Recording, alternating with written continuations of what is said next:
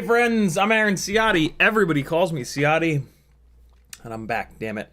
That was a little bit of footage from the super cool little spot that Maggie booked for our family for our little summer vacation in Helen, Georgia. It's a town that the Germans settled in and decided to turn into a slice of their home, and the whole town looks like it's in straight up Germany, all the architecture, everything.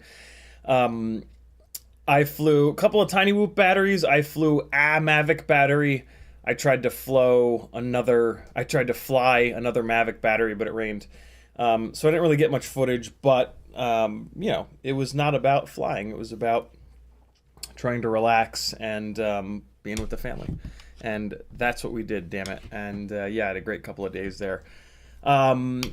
I have to kind of apologize for the news, Joshua Bardwell's news last Tuesday. I wasn't really able to prep as much as I could have, as I wished that I had. And yeah, it just wasn't great. And I got obliterated in the comments, as well I probably should have. And yeah, unfortunately, I won't be doing it again. Joshua is just gonna put the news on hiatus until he gets back. So yeah, I apologize for that, friends. I wish that that I'd been better so that we could all have you know, the news on Tuesday nights, but can't win them all. You know, I prepped as much as I could with what was going on. You know, the very next day I was leaving on this trip, and you know, there's a lot going on in this house right now. And so yeah, I did my best, and that wasn't good enough, and that's okay. You know, sometimes your best is not good enough, and you learn from it as much as you can, and move on, and try not to beat yourself up too bad about it. That's the hard part for me. But yeah, that kind of sucks. I feel like I let sort of the whole Joshua Bardwell FPV community down, to be really honest. But yeah, it is what it is. We shall move on and learn from it. And yeah, if I'm ever given an opportunity, you know, that big again, I will try to do a better job putting life things on hold and prioritizing FPV. I don't think I did a great job of that this time. But hey, it is what it is. In the chat, Right 9 was first. Hockey Rounds was next. Troy Prelog, Nani FPV, Northern Tier, Apache Smoke Wooded Sniper, Frank Nicholas, Spander, Robert Rosser, Freelo Joe, Hockey Rounds, Bo Weber, one of our newest patrons. I'm going to do Patreon shoutouts in a minute here. Denzel the Terrible, Right 9 again, Hockey Rounds again, Focus FPV, Flush FPV, Denzel the Terrible, RT McKinney. Who else we got here? AK Gel is in the house. What's up, brother? Yeah, hey, some new patrons. Bo Weber, welcome to the Gangly Gang, my man. Thank you for joining the Patreon. It means a whole lot. It makes a huge difference. It's the thing that you guys can do that helps me out the absolute most to keep this show rolling. Ramak as well, thank you for joining the Patreon. Welcome to the Gangly Gang. And then Brad Peck, welcome to hell. I mean, the gangliest of gangs in all the gangland. Thank you, fellas. I'm sure that I'm missing one, but I will more than likely find it and give you the shout out that you deserve. Oh God, what happened there? Nope, nope, nope. I don't want to move to junk. I want to mark as on red. There we go. Travis as well. Travis. Thank you for joining the Patreon. Welcome to the Gangly Gang. No last name, just Travis. Hopefully he's watching, and he'll know who he is. He'll know who himself is. Pedron Diaz as well. Thank you for joining the gangliest of gangs. You guys are the best, man. I really appreciate it. It's yeah, it's why this show keeps going. Damn it. Dan Kvist, did I send you your motors? I think I did. 603 motors are spoken for. There are some other motors. I think the 1102s are also spoken for, I'm pretty sure. But there is a set of Velocidrone Flow 802 27,000 kV motors. These will plug right in to your Acro B V3 or V4. 27,000 kV is a really nice kV for 802s because you can put a tri-blade like the Gemfan 1208, and the 802 stator size has enough grunt for that tri-blade heavier propeller, and then 27,000 kV will make really good power. These are kind of newbie drone specific, not really. I mean, the plugs that are on them right now are newbie drone specific plugs, but it's got solder pads, so technically if you were obsessed with these because they've got the coolest bell design ever, they look like TE37s, you could desolder these newbie drone connectors and solder up a set of regular old connectors, and you could use these on any old rig. So yeah, these guys are available. I'll sell them to you cheap, as I usually do. In the chat, if you want to talk directly to me, all you got to do is type CiottiFPV. If you do that, it'll light up an orange like this, and I'll know that you're talking to me. If you don't do that, I'll assume that you're talking to each other. Apache Smoke Wounded Cyber tagged me and said, "Good evening, CiottiFPV. How you doing? Hello, Gangly Gang. How's everybody doing this Sunday?" Free Lojo tagged and said, "Hello, everybody. CiottiFPV." Denzel the Terrible says, "Word to your moms. I came to drop bombs. Howdy, CiottiFPV and everyone." Hockey Round says, "There goes your deposit." RT McKitty says, "Welcome back. Thank you, dude." Riot 9 says, "Mavic, unsubscribe." I really like flying the Mavic. I gotta be honest. I didn't realize I was on that camera view. It just allows you to focus on different things. Like, it allows you to focus on completely seamlessly mixing elevation with yaw, with camera up and down, and sliding as well. And it's like, it's just great. You know, I love being a camera operator as much, or arguably even more, than an FPV pilot. And so that's why I like the Mavic a lot. You know, there's a lot of limitations, obviously, and it has nothing to do with FPV, right? But in terms of capturing the world in really cool ways, it's just such a phenomenal tool. My God. You know, just slap a battery on it, throw your phone into the controller, you're up in the air within like 4 minutes. And then, you know, just it's just so cool to be able to just send the thing in big long straight lines, or put it up 399 feet in a way that's nice and smooth while you're kind of panning the camera down as you go up. There's just so many cool things that you can do with it.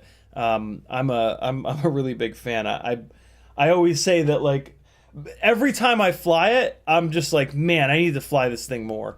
A, because I enjoy it, but B, because I want to learn a little bit more about it. Like, I've only flown probably 10 Mavic batteries ever. It's pretty straightforward stuff. I mean, the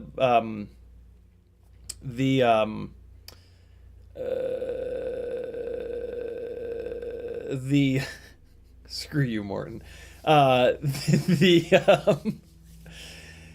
Yeah, it's just super fun. I really enjoy it.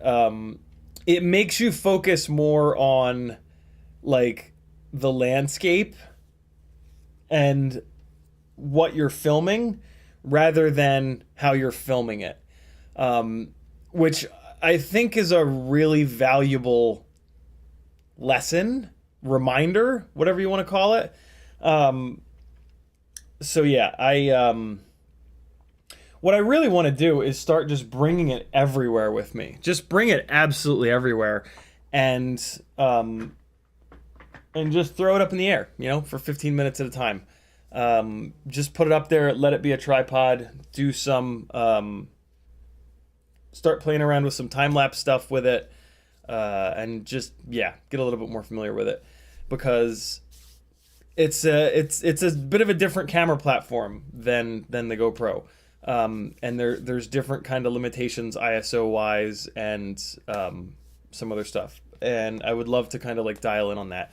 I've actually gotten I've gotten a paid gig with it this year, which was kind of cool. Super relaxing to fly that thing on a gig. It's just like, yeah, we want top down of here, and then we want elevation up and down of here, and then we want this. Okay, great. All right, good to go. And I mean, you know, those gigs don't pay as well as FPV gigs, but hey, getting paid to fly a Mavic is still a pretty good gig. So yeah. Let me get caught up the rest of the way on chat here. Riot9 says, news was fine, don't read the comments, live chat was positive. Denzel the Turbo says, that ain't cool, you did just fine. Both thought the news was still fun. Thanks, guys. It is what it is, you know. I'm sure Joshua got a ton of emails and shit of people bitching and moaning. Rockcrawler says, hey, CiottiFPV and Gangly Gang. Denzel the Terrible says, it was OBS's fault, not CiottiFPV anything. Yeah, I mean, you know, it's hard to do that show not with the host, right?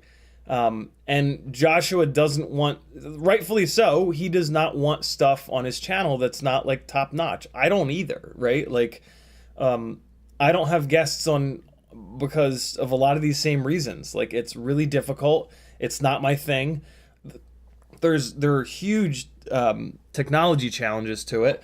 There's enough latency that it makes it very, very awkward, and you're kind of talking over each other. Yeah, so I totally get it.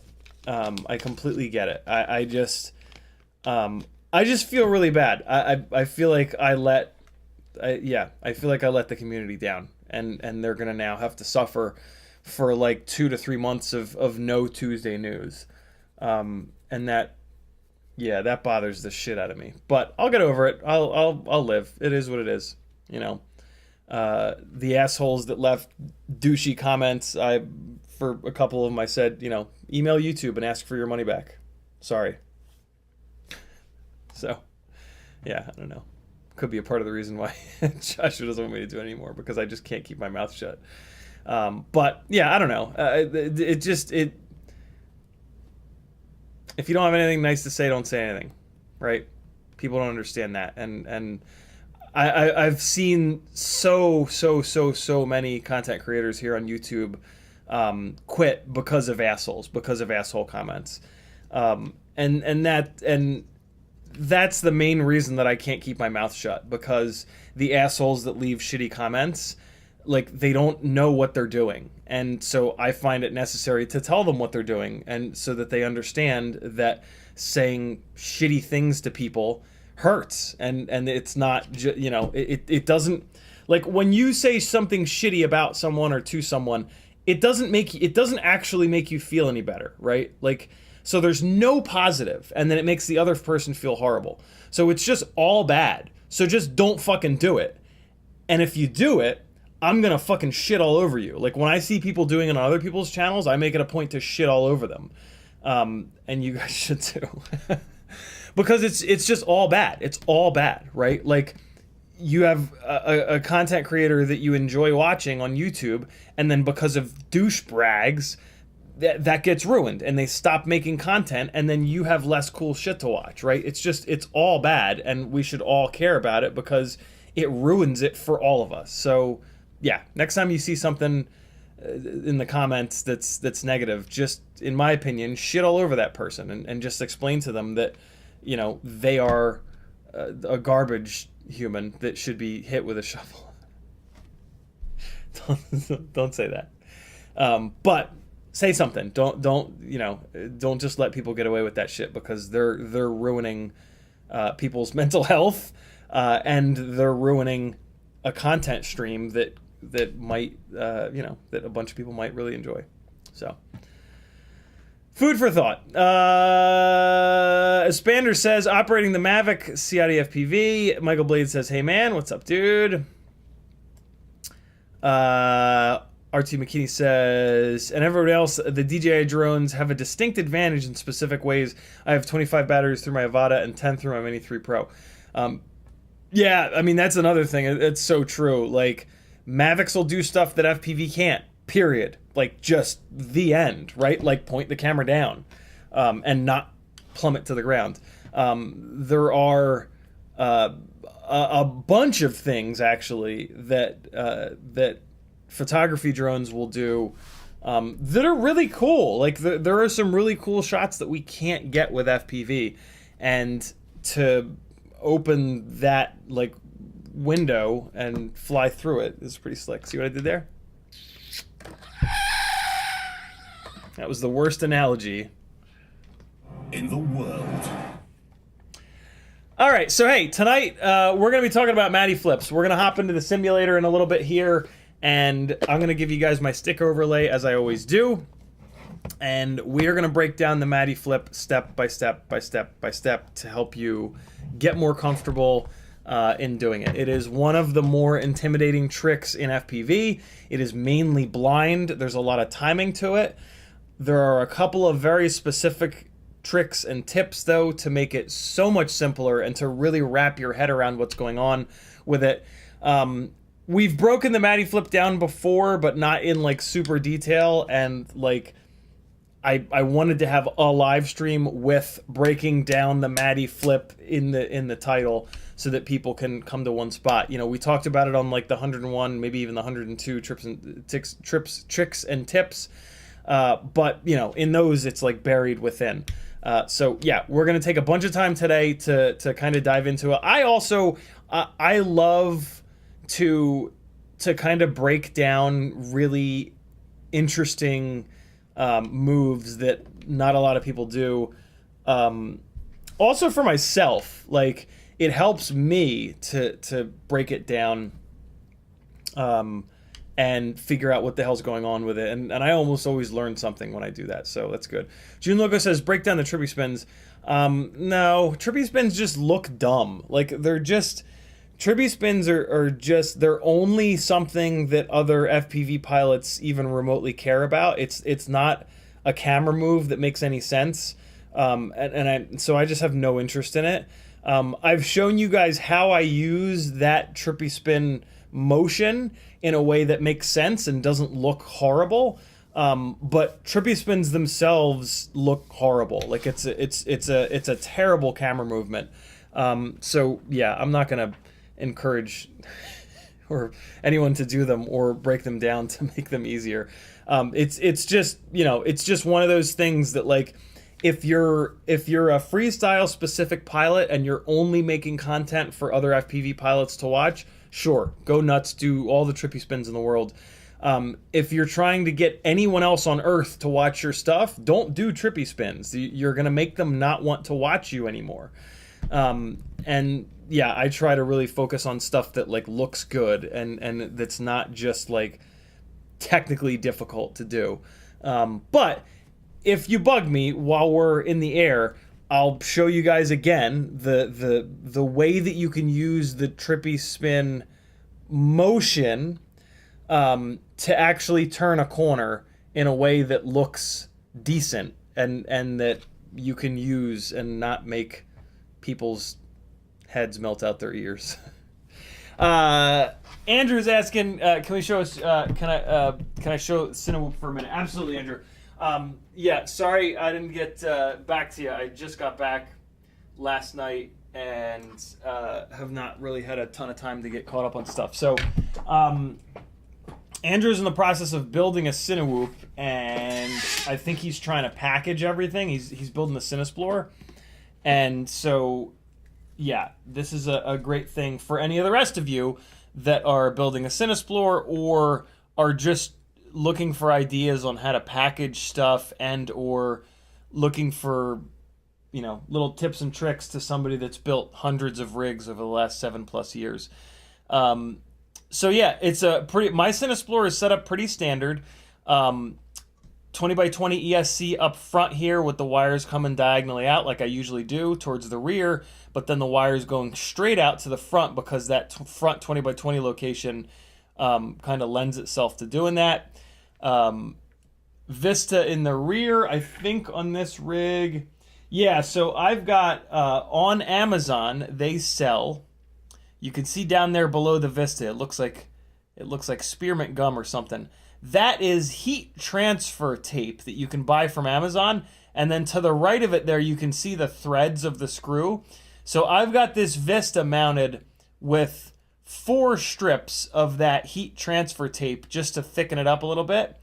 And then the screws, the M2 screws, are pulling the Vista down into that heat transfer tape. And then that is transferring the temperature from the Vista into the carbon fiber bottom plate there. There are kind of like 2 bottom plates.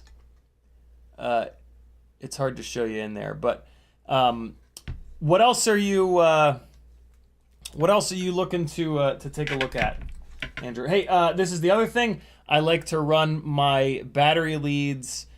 This is a little bit of a weird setup here, but it totally works. There's just enough room in the front here for the capacitor. Come on, focus, friend. There we go. Just enough room in the front here below the camera for the capacitor. And what's nice about doing that is that it also allows you to put the battery leads in there. See the big thick battery leads? The pads for the ESC are on the front, and then the battery lead comes up and around, and it just kind of hangs out here in this nice little pocket in the carbon. And then when I put the batteries on, I put the batteries here with the wires up front. So the rear of the battery, you can slide back as far as possible. I slide it all the way back to the point where it touches this part of the antenna, because you've got a big heavy weight all the way up on the nose. So you want to push the battery back as far as you possibly can. And then you've got your wires on the battery that just come up here, and the wires kind of loop upwards a little bit, and then it makes it super easy to plug in and unplug. The wires protected by the duct, everything is neat and tidy, and this wire lead is nice and short here. These wire leads are very, very heavy. So yeah, pretty standard kind of setup on my Cinesplore, but a couple little tricks here and there. These are Flywoo 9x15 race wires. These are the only race wires that are really going to work. They have to be really, really short, because otherwise they will not clear the duct there. And you do need to bring your flush cutters in there if you're going to run these HQ poured CiottiFPV ducts. And you need to just open that little, see how the hole in the duct where the motor wires pass through is a little bit jank. That it's not quite big enough when you get it, but it's no big deal. It'll take you 3 seconds to do that. You just come up and chomp a little bit with your flush cutters and open that hole up a little bit, and then you'll be good to go. If you guys need those Flywoo 9x15 LED race wires, I have a whole bunch of them. Because Flywoo was blowing them out. You're going to have a hard time finding them because I bought them all. That's not why. Flywoo was blowing them out. The majority of the ones that I have are pink, but I think I do have a couple. Yeah, I have a couple in green. I don't have many. I have a few in green. I mainly have them in pink, though, and I have a whole bunch of them. These are, LED race wires that are 9x15. You will not. I've not been able to find another 9x15 LED race wire that exists. So yeah, let me know. Message me if you want to buy some, and I'll sell them to you cheap because I got them pretty cheap. And yeah, they're really the race wires that you're going to use on pretty much all 3 and 3.5 inch rigs. 3.5 inch rigs. The length of the arm to where the motor sits is just short enough where it's really tough to get a 20 millimeter long LED race wire in there. So these 9x15s are the best bet. I really wish that they hadn't discontinued them because they used to have them in red. And I do have like 1 or 2 sets in red from way back when, but I didn't stockpile them when the reds were available. So now I have all these pinks, and I don't necessarily want all my rigs to have pink on them, but you know, such is life. I'm going to be moving I have like 3 sets of them on Rip Squeaks over there, and one of those sets is red, so I'm going to be pulling the red set off of those and putting them on there. But the lightweight the lightweight Cinesplore with the pink props, that one has the pink ones, and it looks cool because I run the pink Gemfan D76s on there. But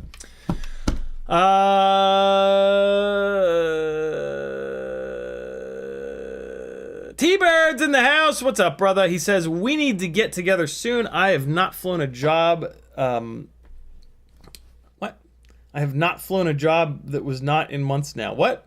Oh, I think what he's saying is I've not flown other than jobs in months. Yeah, man. Whenever. I'm always here. You're always welcome, of course. Freeloader says I was really looking forward to Tuesday. Yeah, I kind of was too. I was looking I was looking forward to giving it another go with headphones, of course, so that I could hear Blunty. One of the hardest things last Tuesday was that Blunty did a sound check and he said it was okay, but then everybody in the comments was bitching about the delay or the echo, So I was turning my speaker volume down as low as I possibly could to prevent the echo from getting into the mic, and I was like turning my speakers away from me. And then the problem with that was that I could barely hear Blunty. And I was trying to like kind of lip read and just, I was trying my best, but it made it really, really difficult. And yeah, I don't know. I'm not like a news guy, you know, like I'm not, I don't pay attention to really, I don't like, yeah, I don't know. I fly all old stuff too, right? Like I find something that works really well and I just stick with it for as long as I possibly can. So like I'm just not typically up on like the absolute brand new stuff. So I'm probably not the best candidate for the news anyway. But yeah, I don't know. It is what it is.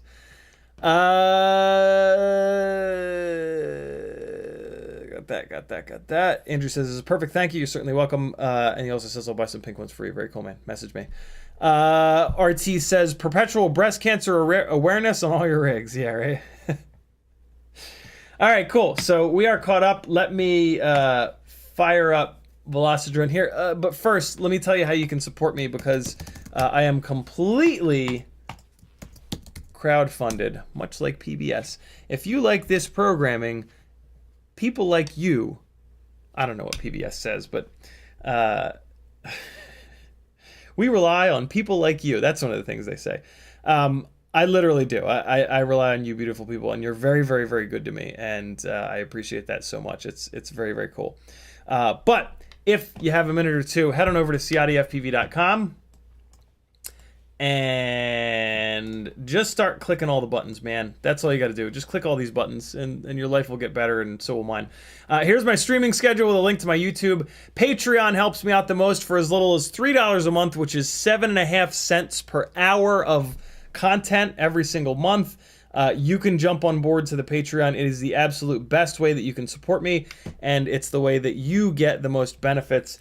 You're going to get access to a YouTube playlist with 90 unreleased videos, Patreon-only live streams, sketchy flying that I don't want to be public, half-done edits, stuff that I'll just never finish ever, all kinds of good stuff over there. The Patreon itself has a whole bunch of tech articles that'll help you build better and fly better. 2 different Facebook groups, one for selling your stuff, one for hanging out with the other beautiful people in the chat here.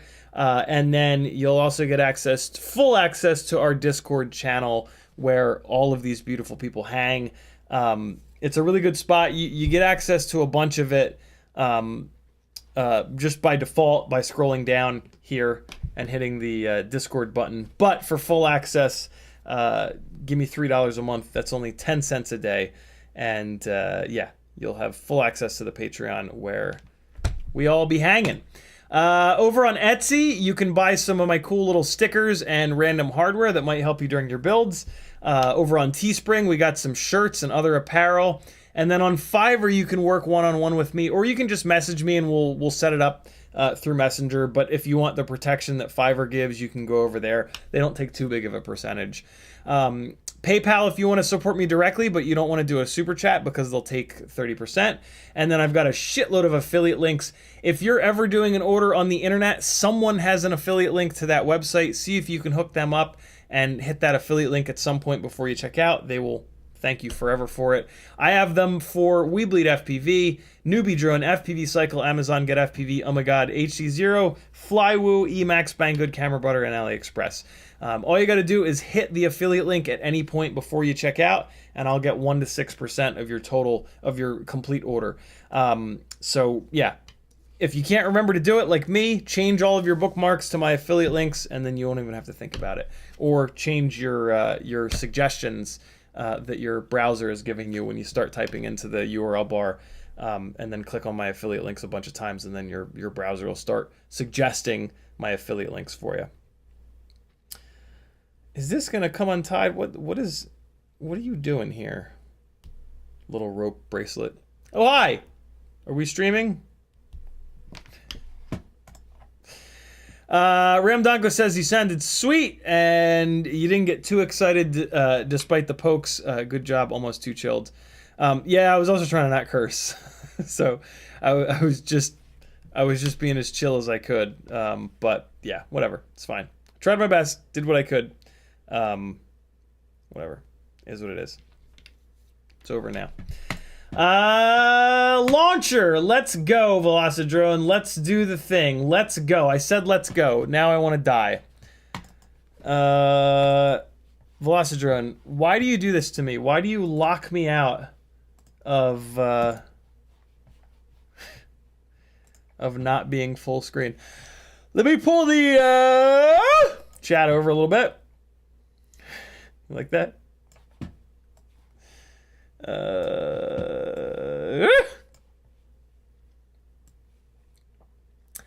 Mother shitter. Son of an ass. I just smash, smash, smash. If you know what movie that's from, I'll be pretty impressed. I'm not giving you any more clues. Velocidrone is here at last. We are going to take the glide. We are going to continue. And so we're going to be working Matty flips. And one of the best spots to do that is going to be a location with a bunch of horizontal things.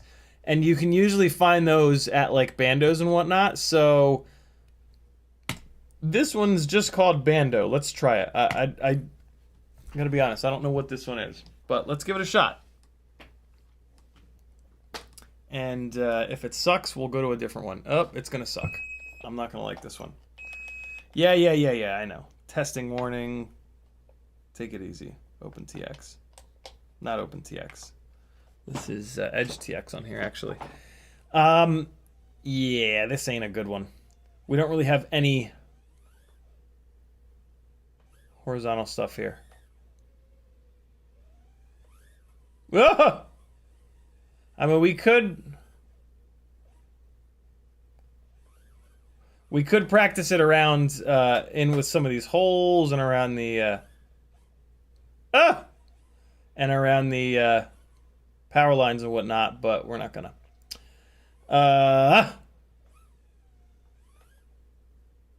Yeah.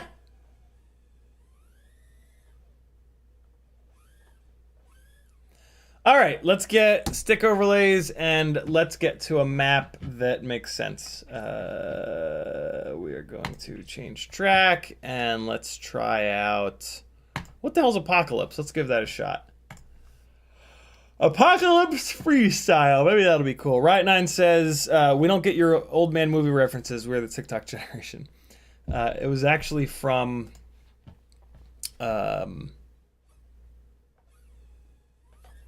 I keep wanting to say The Office, but it's not The Office. Office Space. It's a quote from Office Space. It's a Samir Nain in a jar quote. Get in those trees, bro. Why are these trees not... I keep waiting for these trees to draw the rest of the way. Whoa, boy. Whoa, boy. Hey. All right. Just kind of getting... Look at this apocalyptic shit. What is happening here? There's been an actual apocalypse. It's an arcade? Look at this. I mean, this is cool and all, but anybody else that's joining that's not on a mega computer is going to have trouble with this map. This is... There's a lot of shit going on here. So let's get out of here. Let's go somewhere else. This is silly. Change track.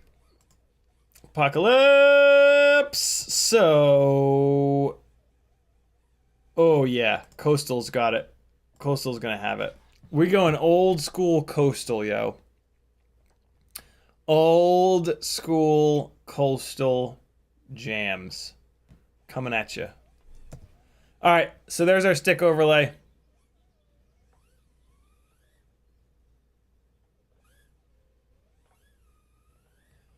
Let me just get in the zone here. Let me revisit coastal.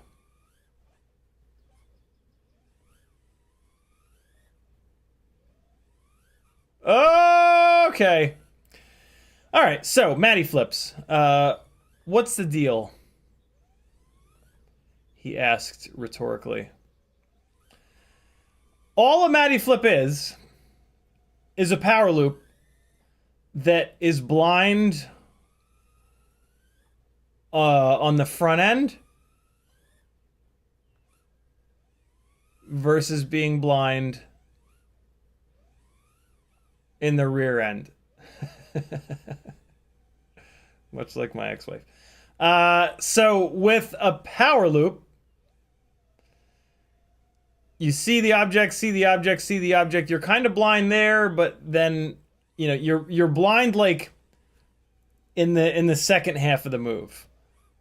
But in the beginning of the move, you can see the vertical thing. You see it. You throw yourself back over it, and then you're good to go.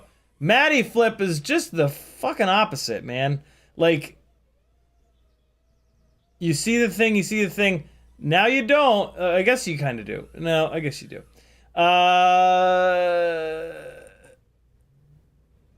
Matty flips are way harder than power loops, but they really don't need to be. They really don't need to be that much harder. Oh boy. And the main secret to them is when to put the throttle on. And it's so simple. You just wait until you're looking at the sky. And that's the same thing with power loops. We've gone over power loops in depth. You pull back, full throttle when you're in the when you see all sky, and that's going to give you enough rearward momentum. Pull back, full throttle when you see all sky, and that's going to give you backward momentum. Matty flips are the exact same thing.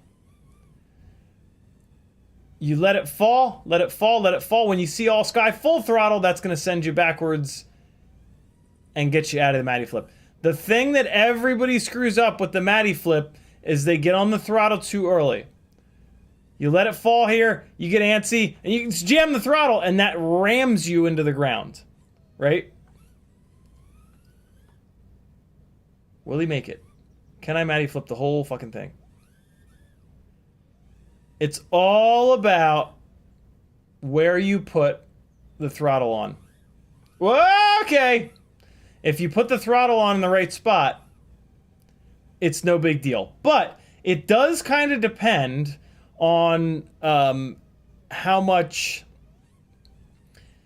forward momentum you carry. All right, so I'm going to Matty flip. I'm basically going to try to go through here. Right? Okay. We crashed immediately. And so I'm going to show you two different ways. The first way, when you're just learning these and you're being real attentive, you're going to like limp into it. You're going to limp into it at like 1 mile an hour. 1 mile an hour, no forward momentum practically. You're going to let it go down, all sky, hammer the throttle, bash into the thing. Let's go over here. Let's do it right here. All right. So you're going to limp it in there real slow. Oh my God, I'm looking straight down into the ground. Oh my God, it's hammer the throttle and it's going to send you right out the back. What you want to be careful of is if you carry a bunch of forward momentum into it, you're going to have to hit the throttle a lot harder and longer to kill that forward momentum. Because that's what you're doing, right? When you look up at the sky and you slam on the throttle, I'm full throttle now, it just fires you backwards because of your up tilt. When you've got like 20 to 30 degrees of up tilt and you look straight up like this, you can hold your quad in your hand. It's one of the things that I actually always recommend you do. Is just hold the quad in your hand and just in your head know that you've got 30 degrees of up tilt, right? So when you hold this thing in your hand and it's at a hover where all your thrust is going to bring you straight up, you're looking up this way, so you can you've got a field of view that's like this. So the bottom of your field of view is going to be the ground and the horizon line, and then the top of your field of view is going to be the sky. Well, when you take this field of view and you point it straight upwards, where you're looking at all sky, right? Your field of view is like this, so it's going to be all sky.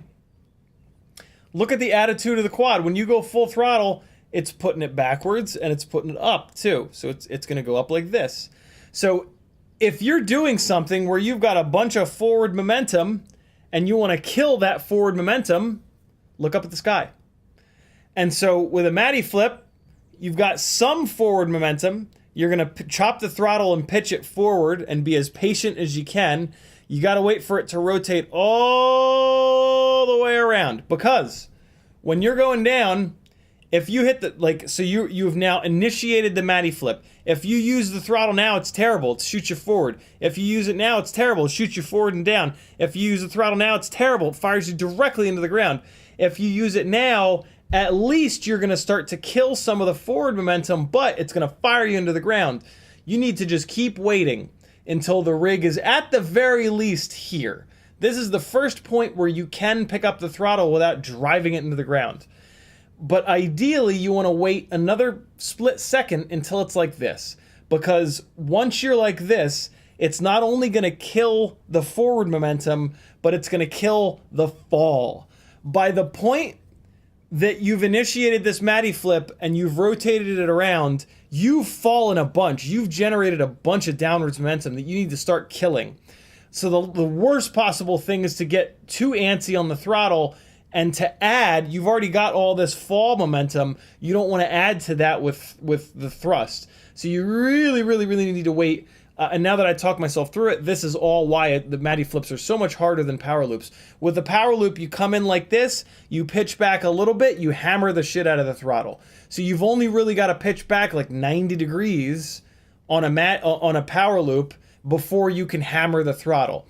With a Matty flip, you have to wait like 270 degrees before you get on the throttle. So it's just that patience. You just have to be super, super, super patient and wait until you've got all sky in your point of view before you pick up the throttle. So let me show you that a bunch more.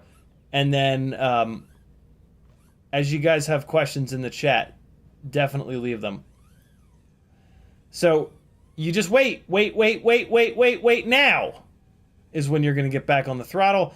And you can usually do it with a big old blip. And I mean, so you can also kind of practice it with these little split S turnover maneuvers. When you split S this, you're not looking up the sky. Now you're looking up the sky, so that's when you hammer the throttle. With those little split S jib jabs, you can actually wait a little bit longer because you don't have as much downward momentum, so you can wait a little bit longer, and the main thing you're trying to do is get out of the move. Matty flips, you're really trying to catch it on the way down. Whereas doing these little split S guys, all you're trying to do is propel it out the back. I mean, you are trying to catch it, of course, but yeah, those little split S moves are a really nice way of practicing. I mean, one of the things you're practicing is flying backwards, right? And so when you're doing these split S moves, you can spec out. You have a ton of time to spec out where the quad is gonna go, right? So as I'm approaching this gantry thing, get into a little bit of hover here. As I'm approaching this thing, I'm actually looking here. I'm looking down at where the quad is going to go. So it's going to go in between those containers. Ready? So I'm not even looking at the gantries. I can see that on my peripheral. I'm looking at the gap between those guys. And then I'm going to try to fly the quad backwards through it. This is the gap that I was just talking about here. Right? So the gap that I'm in right now is what I'm looking at when I'm coming in from the other side. I'm not looking at the gantries. The gantries are going to be there. I'm going to see them. They're nice and close. I'm looking at that gap, and that's what I'm lining up on. Blip the throttle, chop it, let it fall. I didn't get on the throttle quite early enough, but I think you guys know what I'm talking about. And now, on the other side, the gap that I'm looking for is right through here, right now, right now, right now, right now. That's the gap that I'm looking at on the opposite side when I do this move. So I'm going to line it up from here. I'm lining it up in advance, blip the throttle, throw it over. And I'm really trying to lay this out. Like I'm really trying to be slow on the rotations to give your eyes a long time to catch it. But that's what I'm looking at there. There you go, right through that gap in the containers, right? And now with Matty flips, it's the same exact thing, but you're flying through the area that you want to send it out of. So the easiest way for me to show you that is this gap here, the gap that I'm in right now, the gap that I'm in right now, the gap that I'm in right now, right now, right now, right now. For the exit of my Matty flip, I'm going to come through here backwards like I just did. So the end of the Matty flip is going to send me backwards in this little path. So to initiate the Matty flip, I'm going to fly through there, and then I'm just not going to add any roll. And as long as I don't really add much roll, I'm going to fly right back through the same gap that I came into the move through. Right? So line this up, try to level out, flat horizon, throw it up and over, pitch it forward, relax, relax, relax, full throttle when you see the sky, and send it right back through that same gap that you flew through. Fly through the gap, try not to add any roll. Balls. Fly through the gap. This is going to be an ugly one. I'm going to make a correction on this one. Correct left and fly back through. Once you've done this a bunch, you'll actually be able to spec out and make corrections, because right about now you can see the area that you're going to go backwards through. Let me call that out again. If I get this off and my roll is off a little bit right now, I didn't quite see it. When you loop it around, there's a moment where you can see the exit, and eventually you'll get good at making some corrections there if you're not lined up. See, I'm pretty well lined up, but you need to go a little bit to the right. You see the little right correction that I made there? Let me do it totally wrong. I'll set it up over here. And now I can see the gap is on the left, so I can give a little bit of left roll. I did a bad job at that. Whoa. All right. So I'm going to line it up over here. I'm not going to fly through the gap that I want to exit. I'm going to fly up above the containers here. See this? So if I exit this, I'll batter right into those containers. But let's try to make a correction. Ready? Right around. Now I can see that I need to go left. I didn't clear the... I didn't clear this little double, the container up front. Let's try it again. We're not lined up properly. We see that now. Roll left a little bit. I'm not getting on the throttle early enough. I keep hitting this container here. I'm hitting the other side of this container here.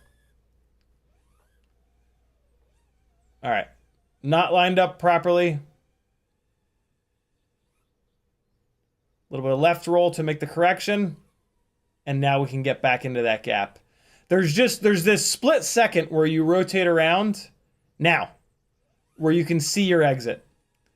And eventually you're going to get used to spotting that. It's right now. That was luck, but I was still lined up in that gap. The little split S to pitch forward move is a really nice way of practicing that. Because on your way forward, you can spot the gap between the flags, spot it, spot it, spot it, and then fly backwards through it. Those are the tricks to Matty flips. Those are the ways that you learn Matty flips.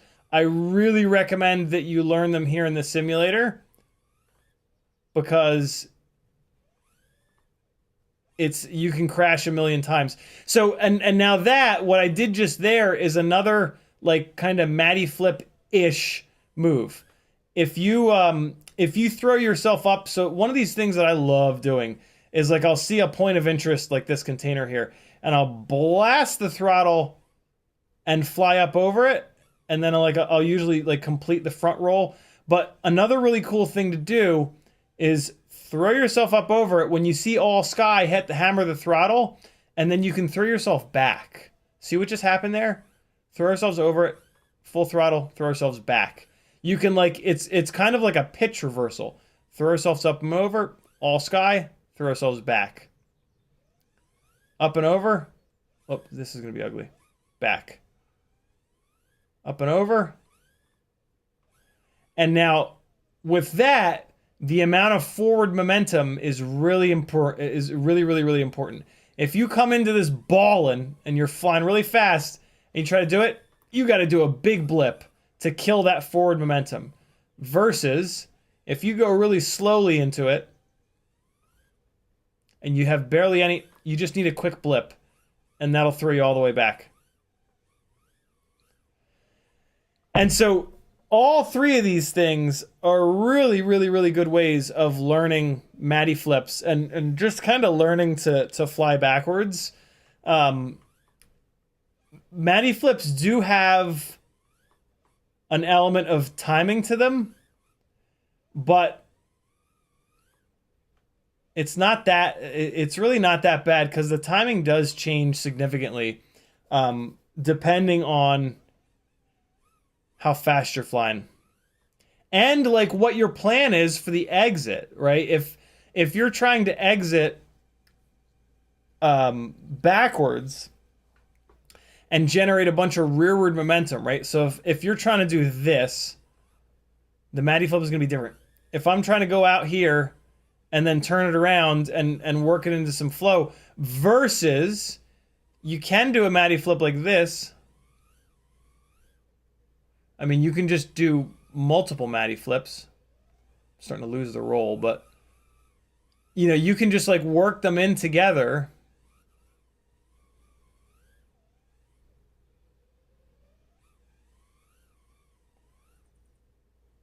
Right?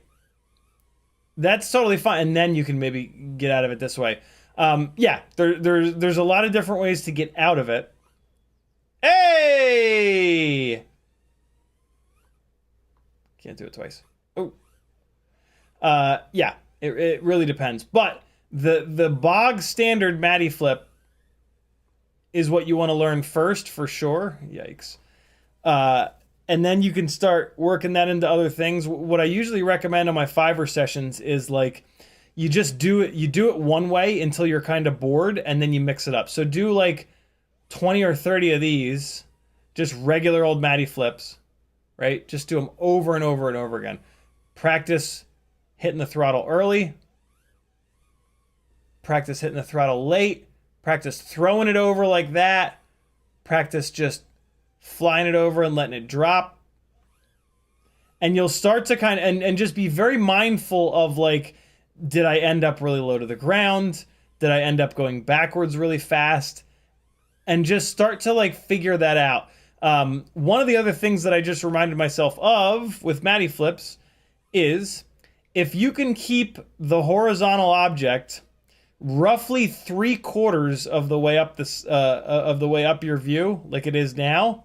So I'm gonna Matty flip the first piece here. Ready? So if I can keep this piece,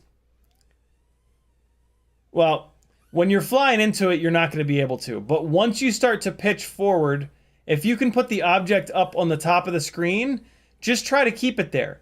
Try to keep the horizontal right at the top of your screen. And by doing that, you're going to really learn when you need to put throttle on. So come up over, put the horizontal on the top of the screen, and just try to maintain. Try to maintain it at the top of the screen. And play with the throttle. See, I'm kind of losing it off the top a little bit. It's hard. It's hard to keep it on the top of the screen. But if you can keep it on the top of the screen, you can actually do really tight Matty flips. I kind of lost it there. That becomes easier with, what is it, more up tilt? I think more up tilt makes it easier. Let's try. Oh, I'm on 20 degrees. No wonder why some of this stuff feels awkward. Here's 30 degrees. This should make it a lot easier to keep that on the top. Yeah, this makes it way easier to keep it on the top of the screen. So if you're 30 degree up tilt, yeah, I gotta actually let it, oh boy. I gotta let it come down a little bit. From 20 degrees, I was keeping it up high. At 30 degrees, you can keep it here. Yeah, there we go. 30 degrees, you can keep it significantly in. Still hard to do. Matty flips are hard too. Like It's a trick that not many people do because a lot of people try them and fail at them, and when you fail at them, you tend to break a lot of stuff, unfortunately, which is another reason why you want to try them in Velocidrone quite a bit, or whatever sim you're on. Fleet Friday, thanks for the reminder, Matt. So yeah, different up tilts will have a slightly different Matty flip experience. Let's go to 0 degree up tilt and see what that looks like. I haven't actually tried that before. I think that's going to make it really difficult. Let's take a look. So at 0 degree up tilt, oh my god, it's so weird. Oh boy. Does this make it easier? Hold on. Does this make it easier? Oh my god, it's so weird flying at 0.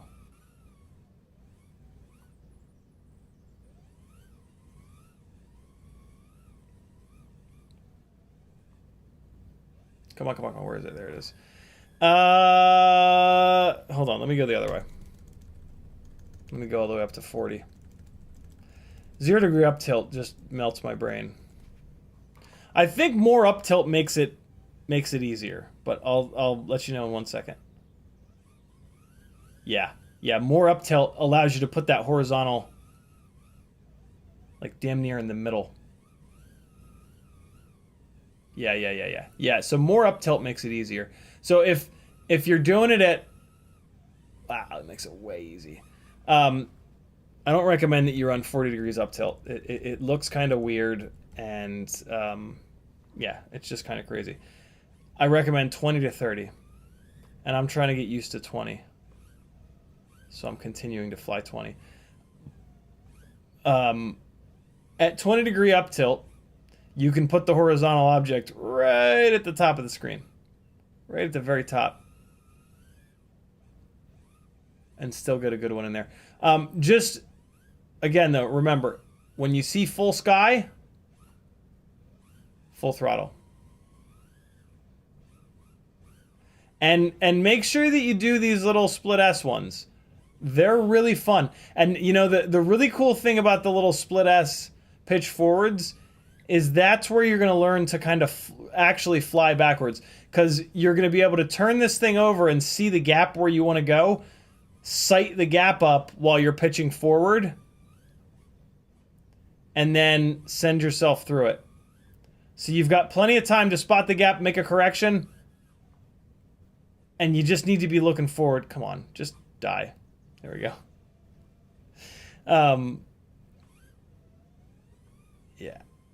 Yeah. So bring it up, look where you want to go, in between the tents, and try to send yourself back. It's really hard to drop yourself down low enough when you're doing that. So when you do that turnover, just like pick a spot like in between the forklift thing, and just don't be super obsessed with getting down low enough. Be more obsessed with trying to line it up. Trying to line it up in between the wires. Not quite. Not even close, actually. But yeah, pick your spot that you want to exit through between the barriers there. Didn't quite get it done. And just try over and over and over and over again. And then fly somewhere else. Turn it over. Pick your spot in between the containers. Here we go. That was it. That was where I was trying to go there. See what I mean? You got to look far ahead. You're going to turn it over, invert it. You got to look far ahead, to the right of those signs. Yeah, that was it. And as long as you get it correct left to right, that's the important thing. We're going to go over here in between these two containers. See that? We went right through there. So that's going to be, let's try to get it through this gate. Yep, nope, not quite. Yeah, no. What else? Try to send it through the middle. Make a correction. And so like what you're going to start to figure out is that when you're inverted, making that correction is different, and you're also using you're kind of using both yaw and roll. And then I guess the last thing that it's doing is it's getting you used to waiting.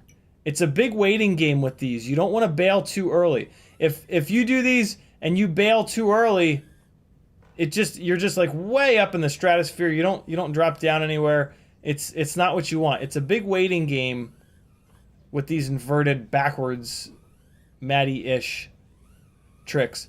But remember, make it a little correction there. Remember that it's just an upside down power loop. It's just a backwards power loop. Making corrections while you're inverted like this is like next level stuff. That is really tough stuff to do. So it's going to be frustrating, and you're going to get it wrong a million times. But the only way through is to do. Is that a thing? I don't know. Matthew Karam says, "Can I see how your battery lead looks again on your Ultimate Freestyle 65mm build?" Yep. I do it the same way on all of these, and you're just pulling the leads in at like a 45-degree angle. It's a lot. That's a lot easier than you would think. There you go. If this will focus, that'll give you a perfect look at it. There you go. And so yeah, you solder down to that at like those pins at like a 45-degree angle in the back there. And then you just shrimp wrap it like that.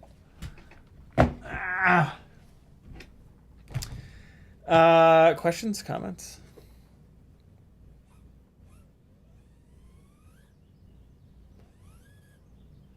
So now I'm going to show you the only real way to use a trippy spin, in my opinion.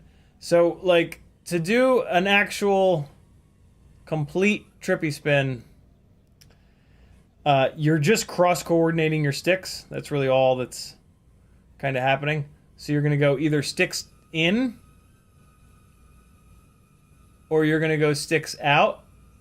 And then the amount of mixing that you're doing, roll versus yaw, is how you're going to get the damn thing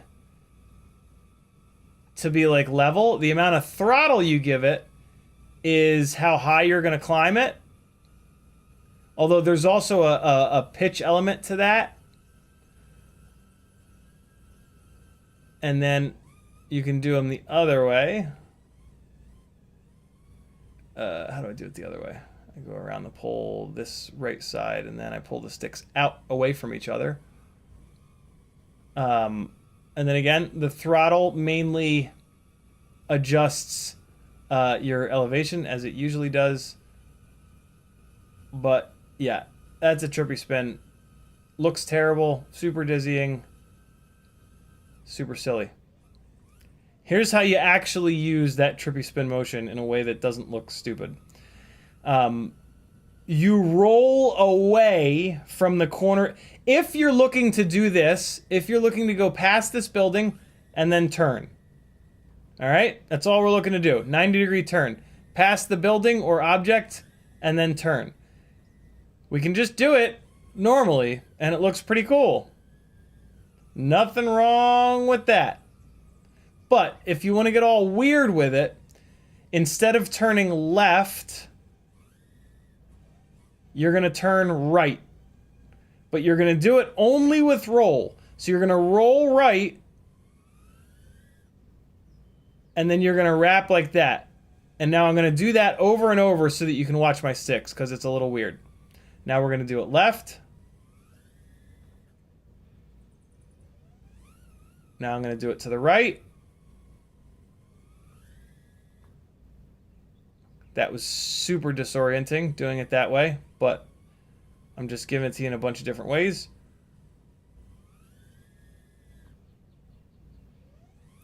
So watch my sticks, then watch the actual camera view. Then watch my sticks, then watch the actual camera view. You can do it with only roll, or you can do it with coordinating roll. And actually, no, yeah, you do have to add yaw. You do have to add yaw no matter what. So it's the same stick motion where you're cross-coordinating, right? So if you roll right, you yaw left. Now we're gonna roll left and yaw right. And basically all you're doing here is you're waiting for the building to wrap. And then as soon as I'm on that other side of it, I'm gonna go full throttle. See that? So we're turning. It's flat, and now we go. You're looking for the side of that building to go flat. So it's flat now. Now it's angle, flat. And you're going to use throttle to push yourself out, right? And all you're doing is looking up at the sky. And then you're using that, you know, the fact that when you're looking up at the sky, you've got downward thrust and backwards thrust. So wherever you're pointed at that point, in the case of this maneuver, you're pointed the way you want to go. Now, you're just going to go full throttle. And that's going to send you back this way. And that's all there is to it. And now, you know, it's you can technically do it turning inside. It just doesn't look as good. Right? You can turn inside instead of out. And it's just, I don't know, it doesn't really flow. This has a flow to it, and you're watching the building, and then that's really what I kind of like to do with it. Like, I like to wrap it around. You're looking at the building, you're still looking at the building, and then you can just get kind of floaty with it and get really creative with that. That's yeah, it's just a really neat way to kind of show the building. And again, you can do it on the inside, but it just doesn't look as good. Just doesn't look as cool when you do it on the inside. I mean, it is a different look though. Maybe that's what you're going for. We'll stall here. You just you lose the building. Doing it to the inside is more similar to a Matty flip, where you've lost your subject, right? Like the building is your subject, the building is your subject, the building, it's gone. Gone. Just a little bit of it, and now it's back. Whereas when you roll this thing out, you still have your subject the entire time. It just, you know what I'm saying? Like, it just looks better. Just looks way better to do it that way. And your reminder is to roll out. Roll to the outside. And I mean, if you can technically turn it into... This is also the easiest way to initiate a Matty flip. Like, initiating a Matty flip on the inside, you have to then reverse. Did you see that? If you do the short way around and roll left, you then have to go back to the right. And it just looks silly. If you're going to initiate a Matty flip, initiate it to the outside so that you can... I messed that up. Initiate it to the outside so that you don't have to change your stick positions. There's a point where you have to hammer the throttle. Let me try it the other way. There it is. Yeah, there's a point that you need to really dig into the throttle with these, so that you don't just go past the object, right? Like, that's what happens a lot of times with these, is you just go past the object, and now you're like, wait, what the hell just happened? You need to kill that forward momentum with a big blast of throttle. And trippy spins are a move that requires a lot of throttle. It is a battery killing move for sure, which is another reason that you want to do them in Velocidrone. Look how much throttle I'm having to put on. But yeah, don't do trippy spins. They just look stupid. Do this cool modified version that you can turn into all kinds of stuff. All kinds of weird stuff can come out of using the trippy spin in a way that's a lot cooler. At which point, like, it's not really a trippy spin, it's just kind of flying backwards. You know, trippy spins are difficult because it is more of a backwards flying move.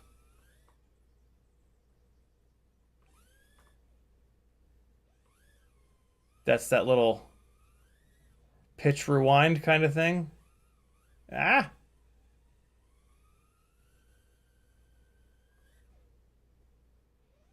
See what I mean? Like, that's cool. This is dizzying.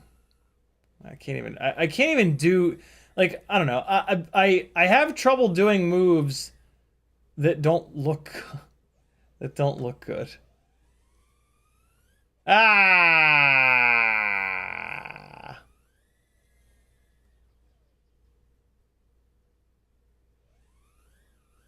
Oh boy. Oh boy. Cheated that one a little bit. What's this ship out here? Oh my god, look at this ship. It's got all kinds of stuff going on. Right 9 says, thanks for the tips. Managed Matty 3 times in a row. Feel like I'm king of the world. Yeah, Matties are a trick that once you get used to and once you can do them with any amount of certainty, it feels great, man. It really does. It's a trick that feels awesome to be able to actually hit. Which is another reason that you guys should do it. And it'll actually make you better. It'll make you better at power loops. Because it'll kind of make you better at everything. Man, I'm flying like shit right now. Because it's going to really build your understanding of what's happening when you fly backwards. Oh, God. This ship is no fun. There's nothing going on. I flew all the way out here.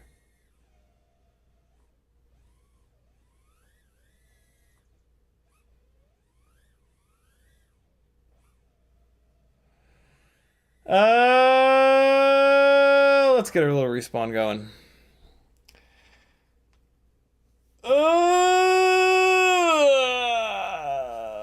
Ikajel says, you can go back to Marty Flips anytime. I like Marty Flips better. Let's start calling them Marty Flips. So yeah, what questions do you guys have? Anything? Who can think of a question about Matty Flips? Who can think of a question about titty flips? So here's another thing with Matty Flips. Read the room. So if I want to Matty Flip this multi-GP banner and then this railing and all this, I'm going to have to really let it drop. Okay, so you got to understand what you're Matty flipping. So in this case, right, it's really tall. I'm going to be super patient. And then I'm going to get into it. And so the timing is going to change. That was just the worst display of anything ever. The timing is going to change depending upon how far you need to let it fall. Also, did you throw it up into the move or did you just let it fall? If you just fly into it and you just let it fall, you got to kind of hurry. Right? See how quick that was? See how quick that felt? Versus what I do with the tiny whoops a lot is you throw it and you hit the thing. You hit the railing. You take it here and you do a big throttle blip and throw it. And now look at all that time you've got. Look at how much time you've got when you throw it. It tends to be super helpful. Throw it. Throw it. Wait. Now. I still waited a little bit too long. But you see the difference? Here's throwing it. 1 1000, 2 1000, 3 1000, 4 1000 before I had to hammer on the throttle. Versus if you just fly into it and drop it. Flying in. 1 1000, 2 1000. Got to get it right on the throttle in order to get back out of there. Right? So approaching low and doing a big throttle blip is a way that you can give yourself more time to kind of splay it out. And that's what looks good, right? Because it's like you're like shutting gravity off. And you can use that same kind of thing with the little, but here, if we're just doing like a little narrow beam, we don't have to let it fall. We can just throw up into it and get right back on the throttle, right? So it's going to be a different timing depending upon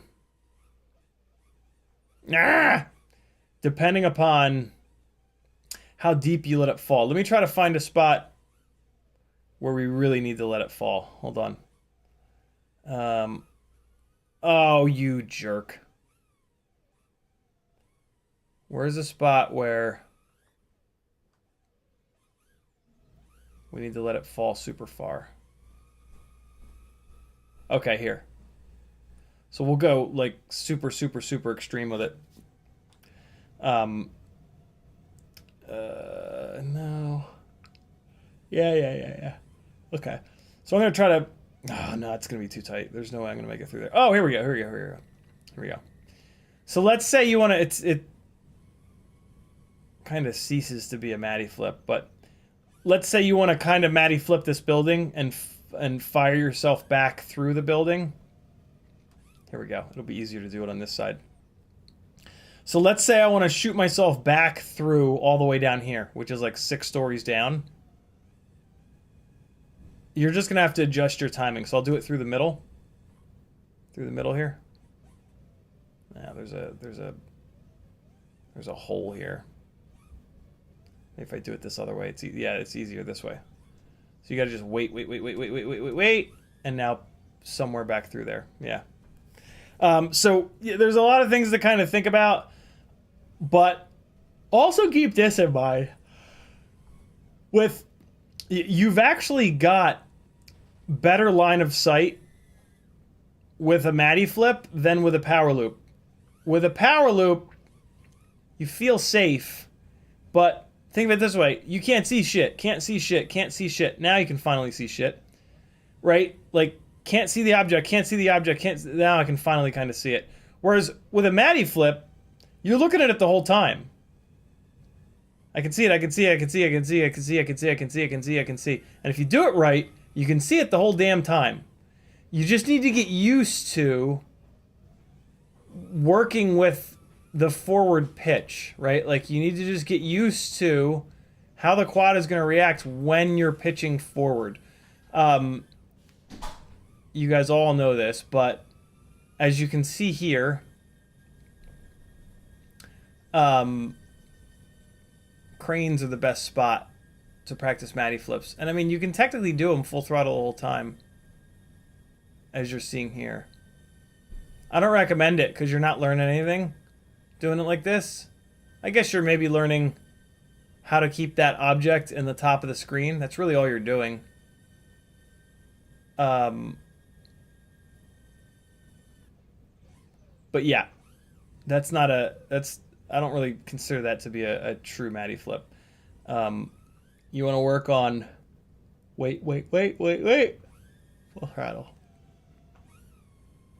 Cool. Ugh.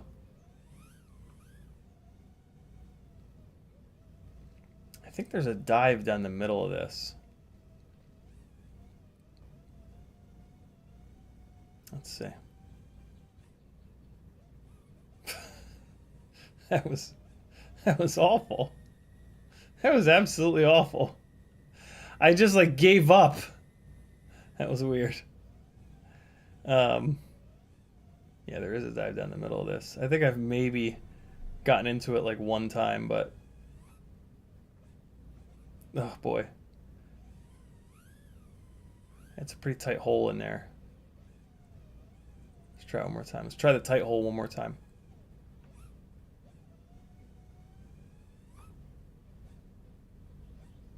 Ah! Yeah, it's tough. That's tough. June Loco says inverted yaw spin with Matty flip. So that basically looks like this, and then you spin all the way around, and then you Matty flip down through. It's that's another kind of out of control, not really all that visually interest. I don't know. It just doesn't make much sense. It's another one of these moves that only pilots can watch, because like now you're going the wrong direction, and it's just super awkward. It's one of these, like, you know, I do it because it's hard, not because it looks good kind of things, right? Like if this multi-GP drone racing banner is your subject, or just this whole thing is your subject, you throw it up and you're looking at it, but now you're looking away from it, and now it pops back into view, and it's just kind of confusing. So yeah, that's not something that I do a lot. I really, a much better version of that, in my opinion, is the split S. You're still looking at your thing, you're still looking at it, you're still looking at it, and now you're looking at like the bottom of it, right? Like, I might hit the thing. Yeah, I knew it. You're keeping that subject like in view. You know what I'm saying? The subject is the big yellow thing. I can see the subject. I'm going into the subject. I'm going under the subject. I'm making a correction, and then I'm flying back out of the thing, right? That was awkward. So yeah, there's that, man. So that is how you demystify the Matty flip. It's a lot of trial and error, but if you hold your quad in your hand and think about the up tilt, it'll start to make a lot more sense. And it'll start to make sense when you should be putting the throttle on and when you shouldn't. You'll see me making small throttle changes here, like throughout the Matty flip. That is to like, so I'll sometimes do a little blip like now to kill any forward momentum and to push the quad down. So if you overshoot it, you can blip the throttle here to push the quad down into the gap. That's gonna be hard to learn. You got to be careful with that because you're thrusting downwards. But it is a way to push down into the gap. So that's what you'll see me sometimes do there. So I generated a bunch of forward momentum there, just using it to stop it. So yeah, it's a mix. I'm kind of using it to push down into the gap. See how it kind of accelerated downwards? But I'm also using it to kill the forward momentum. That kind of got a little bit ugly there. But yeah, that's what's kind of going on there. Get through there. That was just hopeful. What's up, Bruno? Hockey Round says, do you have any Velocidrone coupons? I do not. I do not have any Velocidrone coupons. I don't know if the Velocidrone boys know about me. But it's Velocidrone is well worth the full value. It is the most accurate of the sims in terms of physics. It's not the best looking sim, but yeah, in terms of like something that flies like the real thing, there's nothing better than Velocidrone. And they have a lot of really cool stuff now. They have combat mode, they've got micros, they've got drift cars and shit like that. It's the sim that you want. And again, keep playing around with this. Keep playing around with the split S to pitch forward, because this is how you learn to make corrections. This is how you learn to fly upside down and backwards, because you're going to throw yourself and you're not going to be quite right, and you have to adjust. And then every time you make that little adjustment to the left or right, that's really where you're learning. And it's not really backwards per se. Like initially it feels like it's backwards, but pretty quickly you'll just like, okay, I want to go this way, I'm going to turn this way and blip the throttle, and that's going to send me, like, you're still going where the throttle sends you. It's just you're upside down. I want to go to the left a little bit. There we go. And yeah, stuff that's off to this side, roll over, throttle towards it. I want to go a little bit this way. And you can just keep on learning. Keep doing that. Keep learning. Keep turning it over, figuring it out, left versus right, left versus right. And it's also going to refine your timing, because there's an amount of time that you can let this thing sit, but then you got to get the hell out of it. And when you get out of it, you got to get the throttle on at the perfect time. Otherwise, you're going to bang into the ground. So it's a move that's going to really... it's going to really bleed over into a lot of other stuff. And you can even do it like you can lay it out like that. Like there's a million different ways you can use this. You can cut it short. You can just go through. There's also like, how do you get, another question I'll get a lot is like, how do I get out of it?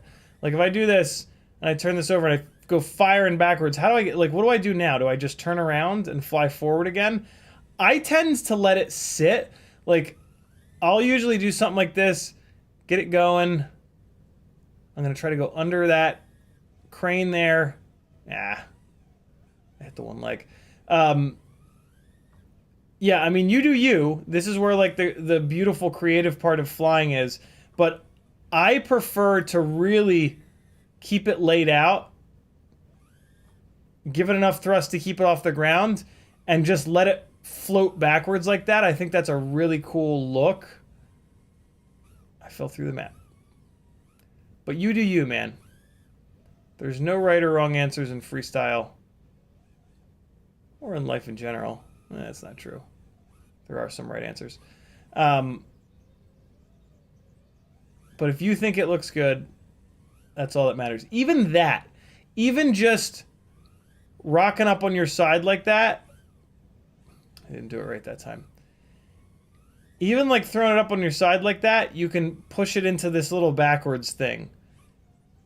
And that is teaching you how to deal with rearward momentum. I mean, really what we're working on here is how do we generate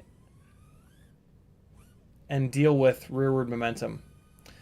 That is the major part of what's happening in a Matty flip, is just wrapping your head around. I'm going to, instead of doing things like this, I'm going to do this.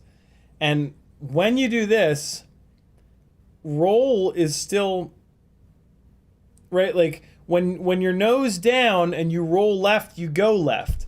When your nose up and you roll right, you go right. You're still going to go right. You just have to wrap your head around, if you're sitting like this, you're not going to be able to see where you're going. Your field of view is going to be like this. So it's going to blindly go backwards through here. So you need to really get in the practice of spotting. Like during the Matty flip, when you're looking backwards, you come up over the top, you look straight down. Now you're looking backwards. This is when you need to line it up. So whatever's in the middle of your frame, that's where you're going to go. If it ain't lined up properly, when you're coming down like this, you need to put a little bit of roll in. And if you put roll right, that's roll left. If you put roll left, you're going to go back to the left more. If you put roll right, you're going to go back through to the right. And that's going to take time, for sure. That's going to take time for you to really, like, kind of get your head around. So initially, try not to make any roll corrections. Try to just focus on pitch. And then as you get, after you've done it 500 times, let's say, then you can start to maybe make some roll corrections. But yeah, initially just focus on pitch and the timing as to when you're going to pick up the throttle, which is basically when you've got all sky above your head. Cool? Let's put on a little music and I'll do a little ripping around here. I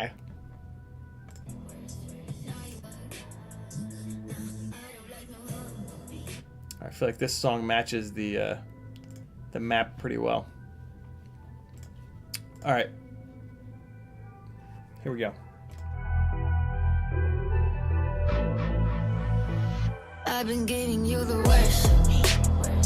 Now you wanna stay the night. Pretty how you. I've been giving you the worst. Now you wanna stay the night. Pretty how you work.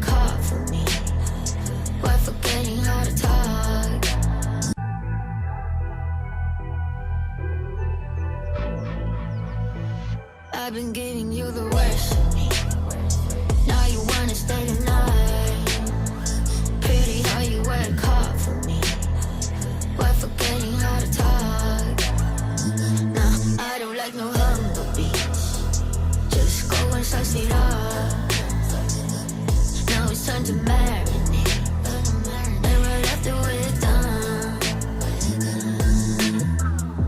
I like it when you're looking like that. Don't like it when you check. I like it when you're looking like that. Or shy to find, don't mind my reaction. I like it when you look like that. Don't wanna watch a bugger with a white mouth down. Just like it when you're looking like that. No sweets, no rush, can't my attraction. Don't think twice, I'm here for a moment. No, I like him better. I got a church place somewhere and I'll make it last forever. I've been giving you the worst. Now you wanna stay the night. Pretty how you work hard for me. Why forgetting how to talk?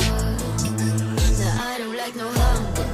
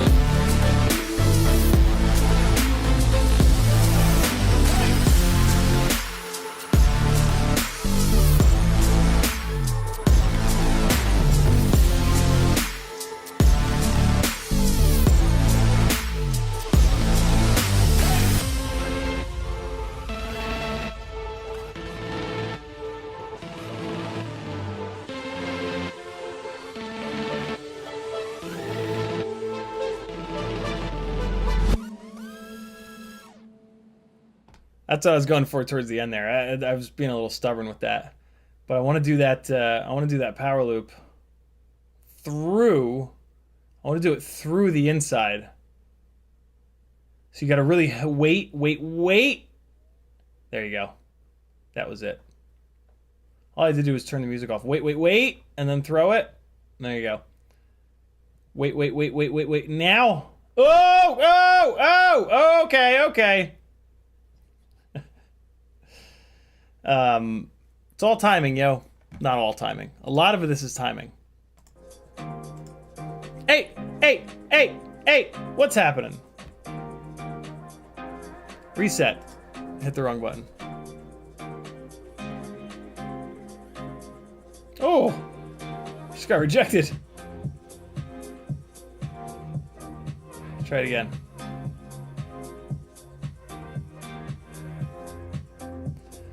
These yellow things are not the same. It's that blue thing that's the jam. Oh, come on now.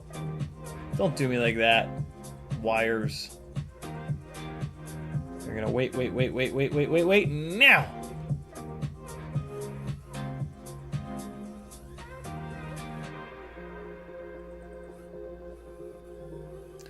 Can I do that as a Matty flip?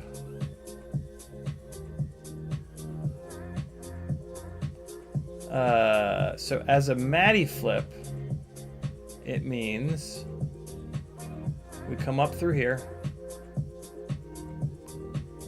fire it down here. Yeah, we can. It's a whole different thing though.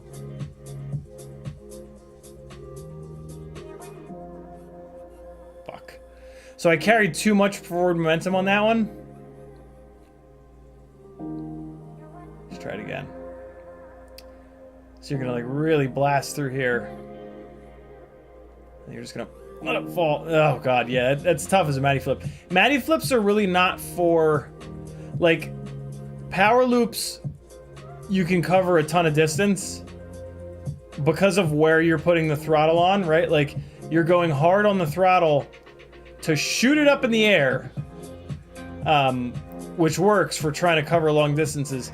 Matty flips, you're going hard on the throttle to catch it from hitting the ground. So to do that with a bunch of rearward momentum is like reckless as hell, because you're down low where there's a lot of stuff. There's a lot of stuff to bang into. So it doesn't really make much sense. Matty flips are more for like bigger vertical gaps where you can like let it fall down like that. Like the magic is that just falling straight down and then just catching it at the last second. Like that, like, oh my god, what's he doing? And then you catch it at the, well, sometimes you catch it at the last second. But yeah.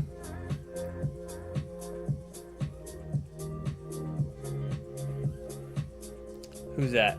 Mr. Huggy. Let's chase him around a little bit. Oh! Oh! Shooting them gaps, that Huggy. There he is.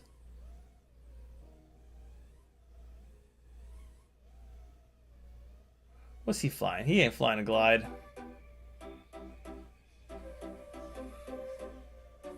Looks like one of those weirdo TBS quads.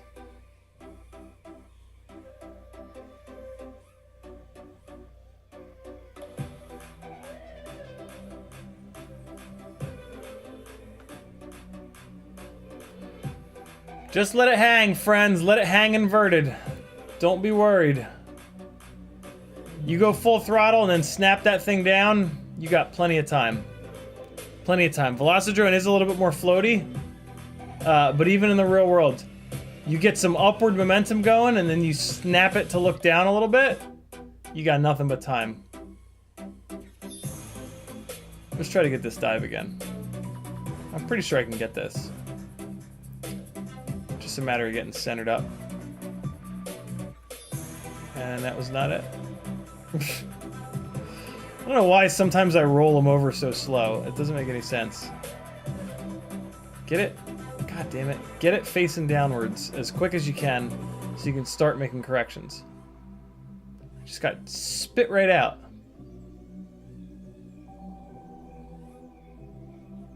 Ah! Ah! I mean, you can technically just fly in here.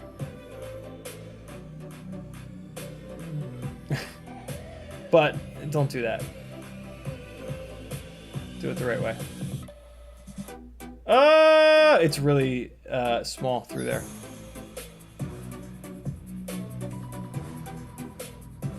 Ay, ay, ay. Ay, ay, ay! Ooh, the slidiness, bro. Slidey 5-inch boys.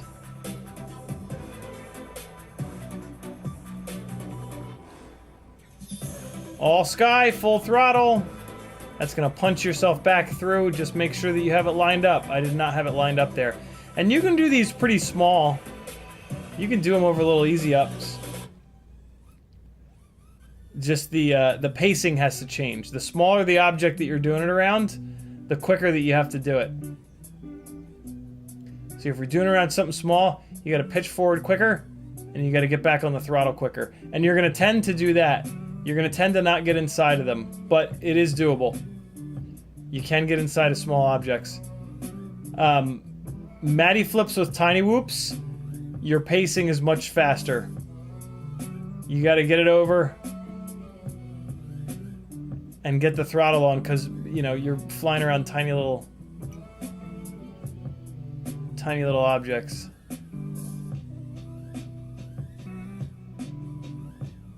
And don't be afraid to use full throttle with Matties. You gotta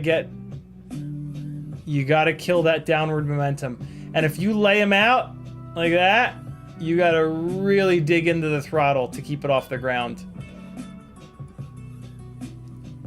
And you gotta know how much you have to drop. You know, I don't have much to drop here because of this container, so I gotta speed the pacing up.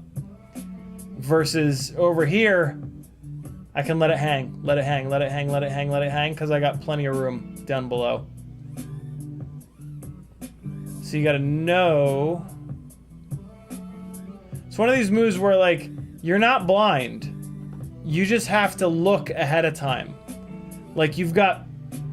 You should know exactly what you're doing, because you're looking at it this whole time. You then need to pay it off.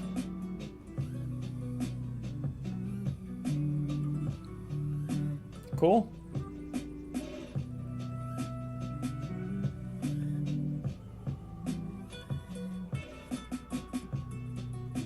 Get it through there. It says corrections. They're what take a long time. Whoa! Got lucky on that one. Oh, that was pretty ugly. That was pretty ugly. Woo! You guys got it? Everybody got it yet? Get your ass on Velocidrone tonight. You can get it. You're gonna have to fuck it up at least 100 times. And you'll get them here and there.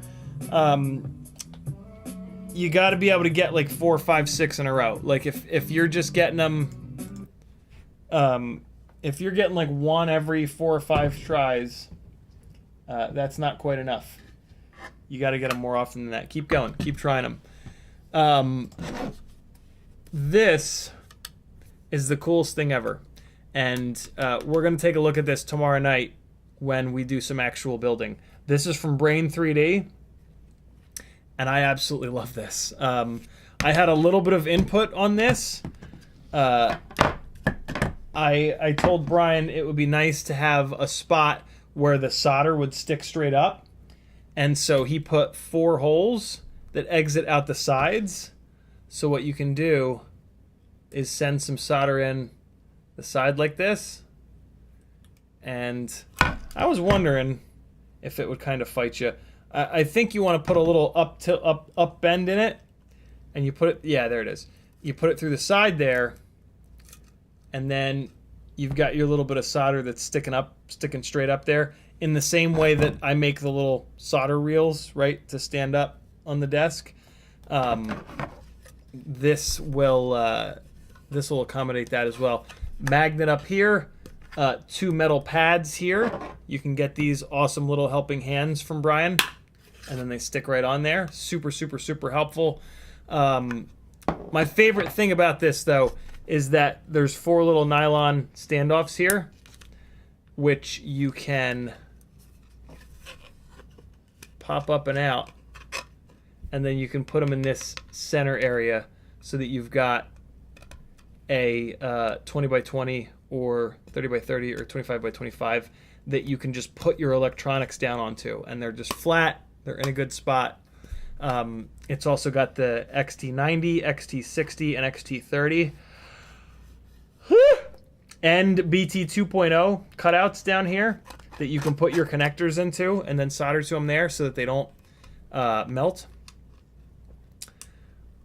Really well thought out.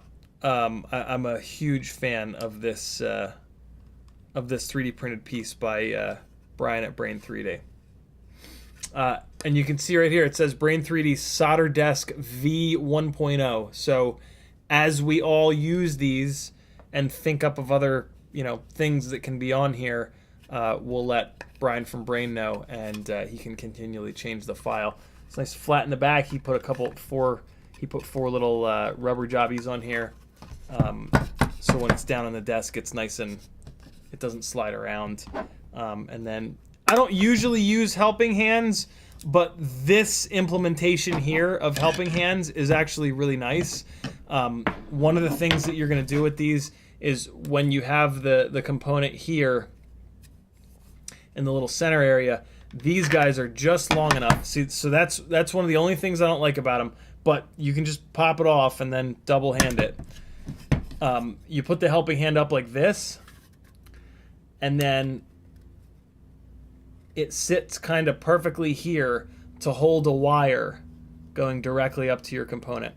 And once this is holding the wire, it's really nice. Hockey Rounds with a $2 super chat. He says, "What's your Velocidrone handler name?" It's CiottiFPV. So yeah, we're gonna use this a little bit tomorrow night for sure, and I'm kind of excited because this center area here with the nylon standoffs is just brilliant. And then of course the XT30 and XT60 holders are great as well. I've just, I've got sort of a solution to fix that on my little setup that I've been using forever. But yeah, this is super cool. Really, really, really well done by Brian Brain. I think he has these up on his website now. You can snag one if you want it.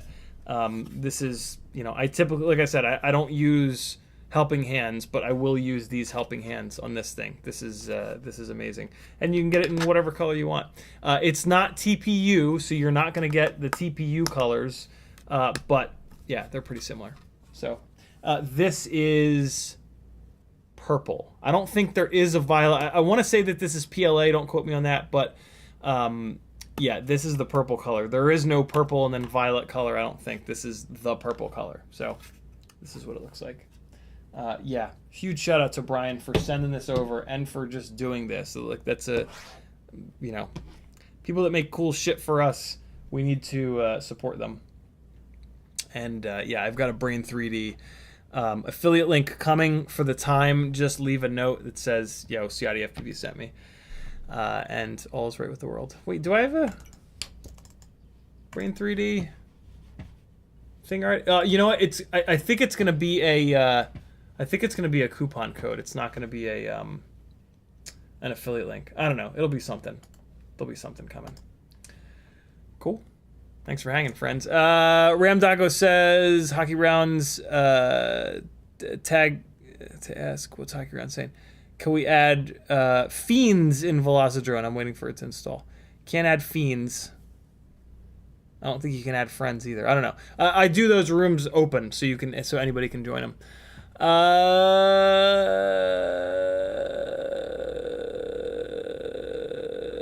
June Lucas says, how about the Vanny roll? Yeah, I mean, that's another move that, in my opinion, looks terrible. So I don't really tend to do them anymore, but it's just pitching to look behind you and then doing a full roll and then pitching back out. Yeah, I think it looks awful, so I don't do it much, so I'm not really good at it, but it's just, Vanny roll is one of these many moves that are just up, up, down, down, left, right, left, right. It's just a series of stick movements. It's not really like, there's not much up for interpretation. There's not much filmmaking in it. It's just pushing the sticks in the right direction at the right times, and then the entire world flips and flops around, and then you come out of it as if nothing ever happened, other than everybody that's not an FPV pilot that was watching's eyes have now been clawed out of their heads because you just, ripped their brain out of their ears. So, yeah. Bruno, hello! Right, 9 says, when you did that inverted yaw to Matty, I could easily see those extra 5 years of flying. Well done, sir, well done. Yeah, there's, like... Tricks are great, don't get me wrong. Tricks are really great, but think of tricks as, like, drills. In my opinion, you want to move beyond just doing tricks, and you want to move towards, like, flying the camera and just moving the camera around in the sky. It takes a long time. It takes a really, really, really long time to, like, have this fully three-dimensional picture of how you can move the world around. But that's, to me, that should be the end goal, where you're not doing tricks. You're just able to, like, manipulate the world with the quad in the way that you move the camera around. And that's what I've worked my ass off to be able to kind of do. And when that's your goal, like, you can do anything. Like, if you see someone do something, you can immediately figure it out and just do it. The first time that I saw a trippy spin, I was like, oh yeah, that's that roll out with cross-coordinated sticks thing that I do all the time. But it's just maintaining it and running it around. And then I remember being like, wow, that looks terrible. Like, why would anybody do it? Why would anybody continue to go around the object like that? And, it's because it's tricks. So, yeah. Trippy spins are a good drill to do, I guess. But I would never incorporate it in any kind of, like, a freestyle thing that I wanted anybody to watch. If you know what I mean. Because they're just hard to watch. They're really difficult to watch. They don't make sense. And they don't really look good. Jun Lugo says, that was awesome. Thank you, dude. Rob Axelson saying, hey. What's up, homie? Ram Donko with a little up arrow. He says, HDD, SSD, MMC marketing setup, so little left to sell. RT says, I've got one of those. Ram Donko says, tag hockey rounds. I think we talked about that. And Free Lojo dropping the Patreon link. Thank you, dude. I'm going to let you guys go. Enjoy the rest of your Saturday. Thanks for hanging out. Next Saturday, today's Saturday? Today's Sunday. Next Sunday, I'm going to really try hard to remember to stream from Joshua Bardwell's time slot at 1 o'clock Eastern. So, and tomorrow night, I am going to be streaming in Joshua's time slot at 10 o'clock 8 o'clock Eastern time. So I'll see you guys tomorrow night at 8 p.m. Eastern. We're going to be building some stuff. We're going to be smashing some stuff. I'm going to be cursing a lot. I'll see you then, friends. Here's some more flying from our little rental spot in Helen, Georgia. This song's by Blue Dream. Maybe it'll be awful. Be good, friends. I love you. I'll see you tomorrow night. Sorry I fucked up the news so bad that you're not going to get any news for 2 or 3 months. Later, people. I love you.